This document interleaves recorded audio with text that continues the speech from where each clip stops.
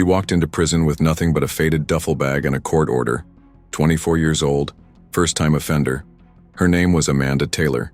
She was sentenced to just 18 months for non-violent check fraud.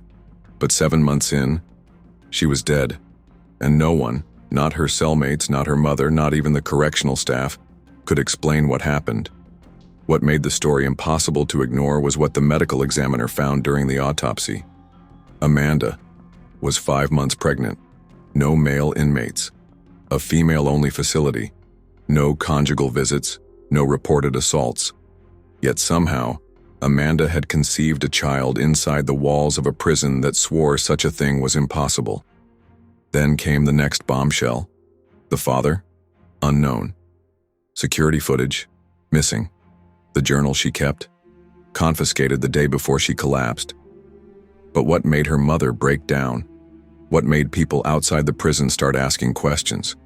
Was one final sentence scribbled in Amanda's handwriting? If something happens to me, it wasn't an accident. This wasn't just a tragic death. This was something else. A secret someone went to great lengths to keep buried. Before we dive deeper, let us know in the comments where you're watching from. We'd love to hear from you. And if you're new here, click on the subscribe button so you never miss any of our upcoming videos. Her name was Amanda Taylor, 24 years old, convicted of non-violent check fraud. No criminal history before that. Just one bad decision and a long line of tough breaks. She was sentenced to 18 months inside the Florida Correctional Institution for Women. Not a high-security lockup. No men housed there. No history of violence. Just a place where women were supposed to serve their time and go home.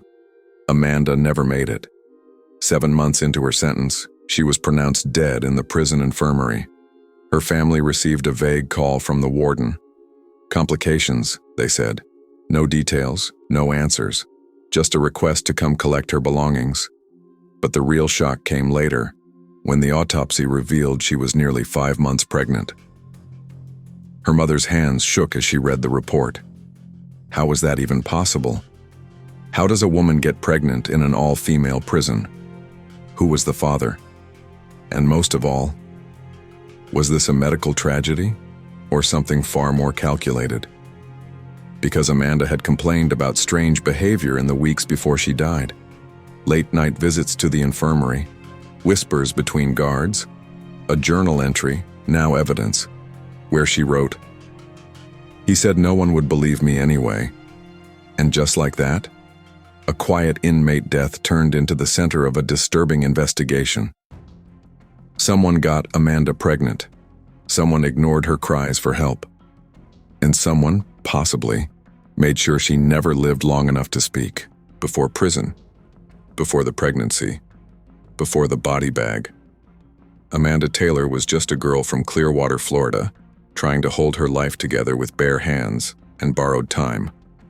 She was the youngest of 3, raised by a single mother who cleaned hotel rooms during the day and waitressed at night. Amanda didn't grow up with much, but she had heart. And she had one dream. Give her daughter the life she never had. Chloe. That was her world. A bright-eyed 6-year-old who loved peanut butter sandwiches, bedtime books, and brushing her mother's hair. Amanda got pregnant at 17. The father was long gone before the baby even arrived. From that moment on, Amanda worked double shifts, skipped meals, and never stopped trying. She didn't have a savings account, didn't have college, but she had grit. Then came the mistake. In a moment of panic, Amanda wrote checks from a closed account to pay for groceries, rent, and a used pair of school shoes for Chloe. She was caught, charged with fraud. It wasn't violent, it wasn't elaborate. Just a desperate woman trying to stay afloat. The judge called her cooperative. Her lawyer called her harmless. But the system didn't care. She was sentenced to 18 months at the Florida Correctional Institution for Women. Amanda walked in crying. Not for herself, but for Chloe. The sound of her daughter sobbing during their last visit haunted her for weeks. But she tried to stay strong. She wrote letters every day. She told Chloe to be brave, that mommy would be home soon. Those first few weeks behind bars were hard, but not hopeless. Amanda kept her head down. She followed the rules. She enrolled in GED classes and helped her bunkmate with reading assignments. She even made a few friends, mostly women like her, poor, first-time offenders, mothers who missed their kids and shared stories under flickering lights. But even in those early weeks, there were signs. In one of her earliest letters to her sister, Amanda wrote something strange. "There's this guard. I don't like the way he looks at me. Gives me this feeling I can't shake. He stares too long. Talks to me like he already knows my secrets. Maybe I'm just being paranoid. But I've started avoiding B block when he's on shift." At the time, her sister didn't think much of it. Amanda didn't mention a name, didn't go into detail. But weeks later, in another letter, Amanda wrote, "He waits until the lights go out, asks if I'm scared. I said no. He laughed." None of this made it into any official complaint. She never filed a report. Maybe she thought no one would believe her. Maybe she didn't want to make trouble. Or maybe she thought she could handle it. But now, those letters read like a warning. A breadcrumb trail Amanda was quietly leaving behind. A quiet voice whispering, even from the grave, "Look closer." She called her mom once a week. Always the same question. "Is Chloe okay?" And always the same lie in return. "She's doing great, sweetheart." Amanda didn't want her daughter to hear her cry. But toward the end, those phone calls started to change. Her voice sounded thinner, less hopeful. There were pauses between her words, long silences. And then came the last call. Amanda whispered, "If I don't come home, tell Chloe I tried." That was just 12 days before she died. The guard she once described as weird would later be suspended, but not until after Amanda was gone. And by then, the silence had already buried too much. It started slowly, subtly. Amanda began looking more tired than usual. Her skin looked paler. She stopped joining her pod for early breakfast and skipped afternoon rec time, which she used to love, just walking in circles under open sky. She was quieter, withdrawn. At first, the other inmates thought she was just homesick, but then came the vomiting. At first light, sometimes before count, Amanda could be heard gagging in her cell. She tried to hide it, said it was something she ate. But by week 3, no one was buying it. A few of the women who'd had kids before recognized the signs immediately. And then the rumors started. Whispers behind laundry bins. Quiet exchanges in the chow hall line. Inmates began saying Amanda was getting extras. Extra sheets. Extra apples. Even extra time in the commissary. She never asked for it. But someone with keys, was making it happen. One inmate, who later came forward anonymously, recalled walking past the staff break room late at night and hearing Amanda's voice inside. Not angry, not loud, just small, like someone trying not to cry. That same inmate said she once saw a male correctional officer slip something into Amanda's mailbox, something that looked like a folded note. The officer's name? No one said. Not then. Not yet. By the 5th week of symptoms, Amanda finally requested to see the medical staff. She told the nurse she'd been nauseated for days, dizzy. Her period was late. The nurse ran a standard pregnancy test. 10 minutes later, the result was positive. Amanda sat on the edge of the infirmary cot, staring down at the paper in her lap. The nurse asked gently, "Do you know who the father is?" Amanda didn't speak. She didn't nod. She didn't cry. She didn't blink. She just looked ahead, jaw clenched, hands in her lap. When the nurse repeated the question, Amanda stood up, said she wanted to go back to her unit. That was it. No name, no explanation. But behind the scenes, the wheels were already turning. The staff made notes. The prison's medical logs were updated. But no formal report was filed, not yet. And soon after that, staff conversations started changing. One sergeant reportedly said, "It's impossible. There's no way a female inmate could be pregnant. There must be a mistake." Another claimed the test was a false positive. But the women living next to Amanda? They knew better. We all knew. One inmate would later testify. We just didn't say a word, because we knew what happened to girls who talked. There were other signs too. Amanda started sleeping with a pillow pressed to her stomach even before she began to show. She flinched at loud keys jangling. She kept a folded letter tucked inside her Bible, a letter no one was allowed to read. By then, something had shifted in her eyes. She wasn't just tired, she was afraid. And though no one knew it yet, her time was running out. Amanda Taylor was found unresponsive in her cell just after 4 a.m. on a rainy Tuesday. Her bunkmate told investigators that Amanda had gone to bed early the night before. She said Amanda had refused her dinner tray, didn't speak, just climbed into bed and pulled her blanket up to her chin. She never moved again.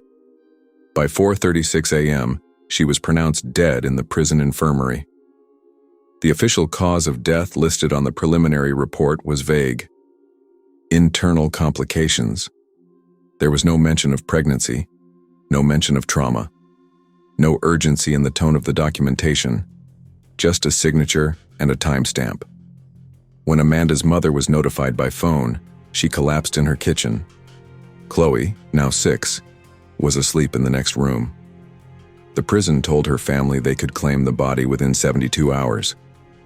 But when Amanda's mother requested an independent autopsy, the prison stalled. They said they were waiting on internal review, that the body couldn't be released just yet. That protocol was being followed. But days turned into a week, and Amanda's body remained in state custody. Then the whispers started. Inmate after inmate, off the record, off the books, began speaking to volunteers, lawyers, and advocates. They said Amanda wasn't the first, that there had been others. Girls who were promised favors, girls who were cornered in stairwells or called to the infirmary for no reason. One woman even claimed she had tried to report an incident 6 months prior and was immediately placed in segregation.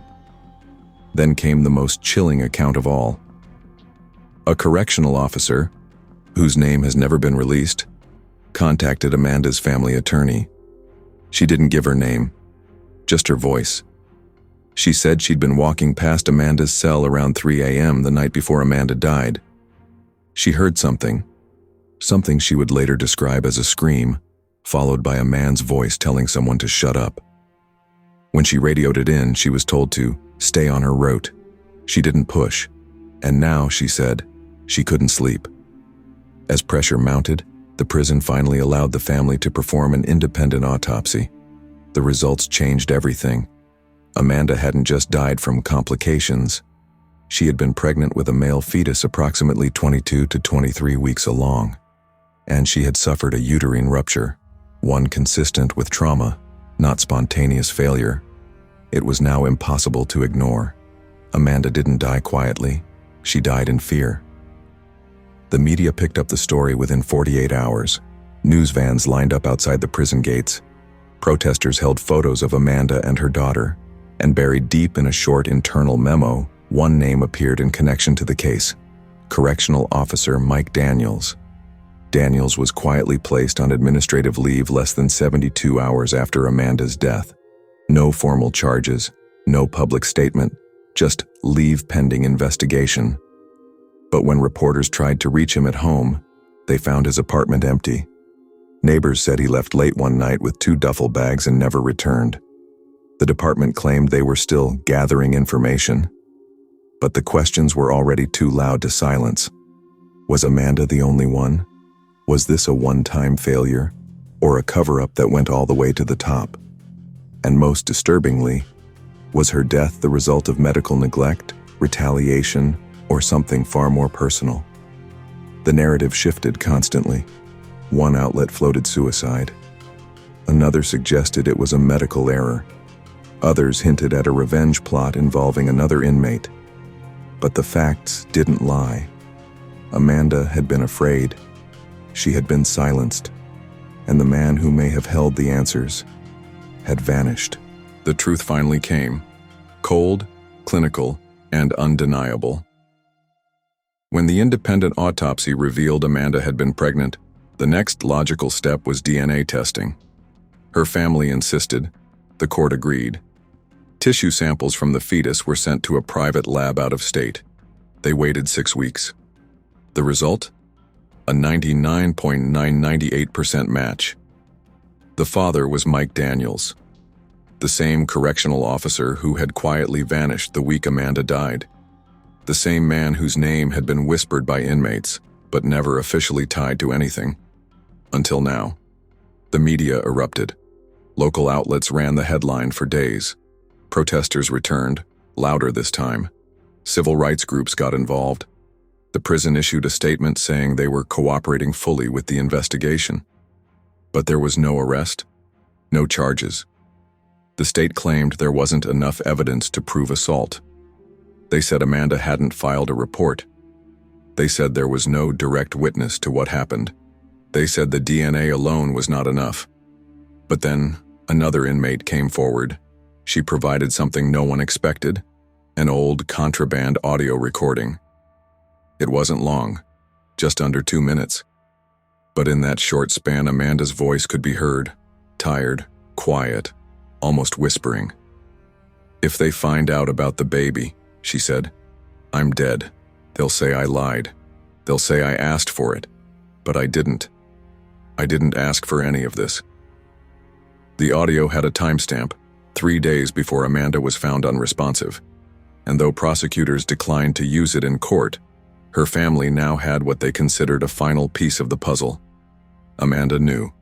She knew she was in danger, and she had no one to protect her. Her mother filed a wrongful death lawsuit against the prison, the private medical contractor, and the Department of Corrections. The case made headlines across the country. For a moment, Amanda Taylor became a symbol for overlooked inmates, for abused women, for mothers silenced behind concrete walls. The courtroom was packed on the first day. News cameras rolled as Amanda's mother stepped outside, clutching a framed photo of her daughter holding Chloe as a baby. She called me 3 days before, her voice breaking.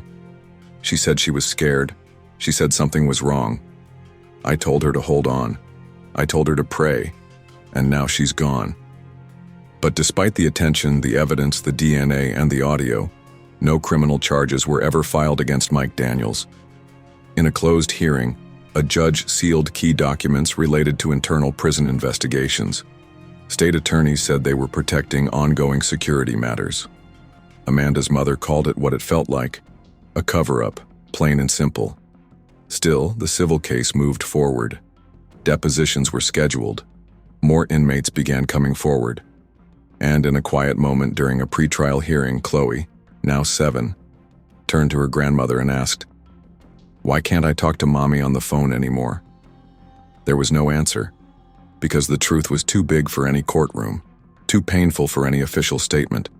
And yet Amanda's voice, recorded in secret, hidden in fear, was finally being heard. Just when the noise started to fade, when headlines grew quieter and the public seemed ready to move on, something else happened. Over the next 11 months, 3 more inmates from Amanda's cell block died. One was found hanging from a bedsheet. Another was discovered unresponsive in the shower, the cause of death listed as unknown. The third collapsed in the cafeteria and died hours later at the infirmary. She was 29. Each death was ruled accidental, but the women inside started whispering again. One former inmate, released just weeks before the third death, contacted Amanda's family attorney. She claimed all 3 of the deceased women had confided in Amanda. They had seen things, heard things. One even tried to request protective custody, but the form mysteriously went missing. Amanda's story, it seemed, wasn't finished. It was just buried deeper. Meanwhile, Chloe turned 8. She started asking questions that no child should ever have to ask. At bedtime, she asked, "Why did Mommy go away?" And one evening, while watching a commercial of a mother hugging her daughter, she asked, "Did Mommy get to hug me goodbye?" Her aunt, Amanda's sister, tried her best. She told Chloe that her mom loved her more than anything, that she wrote her letters, that she never stopped thinking about her, but none of it felt like enough. Then came the final discovery. While the prison was undergoing routine maintenance, a maintenance officer found something lodged between the concrete wall and the steel bed frame in Amanda's former cell. It was a soft-covered journal, wrapped in 2 layers of plastic. The ink was faded, the edges warped, but the handwriting was unmistakably Amanda's. Inside, she had documented names, dates, threats, corrections officers who made comments, staff who pulled her aside for private talks, instances where she requested medical attention and was denied, and multiple entries about one specific officer, Mike Daniels. The most haunting entry came 10 pages before the end, dated 3 days before her death. It read, "I don't know if I'm going to make it. If they find this, they'll probably throw it away. But if anyone ever reads this, please tell my daughter I tried to protect her. I did everything I could." Amanda knew. She knew what was happening. She knew what could come. And still, she chose to document it all, to leave a record, a legacy, a truth no one could erase. Today, the Florida Correctional Institution for Women remains operational. There have been staff changes, internal reviews, and new policies, but the building remains. The security gates still buzz open every morning. The cafeteria still serves lunch at 11:30, and the lights still flicker in Hall C, just like Amanda once described in her letters. Officer Mike Daniels, still not charged, still missing. A warrant was never issued. The department maintains that he resigned, that no one knows where he went. Chloe still lives with Amanda's sister. She's in 3rd grade now. Her favorite color is purple and she wants to be a nurse, just like her mom once did. And she's still waiting for answers, just like the rest of us. Before we go, how do you feel about Amanda's story? Do you believe justice was done? And if this happened to your daughter, your sister, your mother, what would you do? Let us know in the comments below. And if you're new here, click that subscribe button so you never miss any of our upcoming videos. So what really happened to Amanda Taylor? Was she just another forgotten inmate, lost in a system that never saw her as anything more than a number? Or was she the victim of something far more disturbing? A system that didn't just fail her, but erased her. A young mother who walked into prison to pay for her mistakes only to be buried under secrets that were never meant to come out. She wrote everything down. She asked for help. And in the end, she was silenced. Amanda didn't die quietly. She left a trail, a voice, a daughter, and a journal that told the truth when no one else would. But now it's up to us to remember her, to ask the hard questions, and to refuse to look away. Because if this can happen behind bars, what does that say about the world outside? Do you believe justice was served? Let us know in the comments below. We read every one of them. And if this story shocked you, wait until you hear what happened to another woman who vanished from the very same prison just 2 years earlier. That case was buried even deeper. If you haven't already, hit that subscribe button so you never miss any of our upcoming stories. And thank you for not forgetting Amanda Taylor.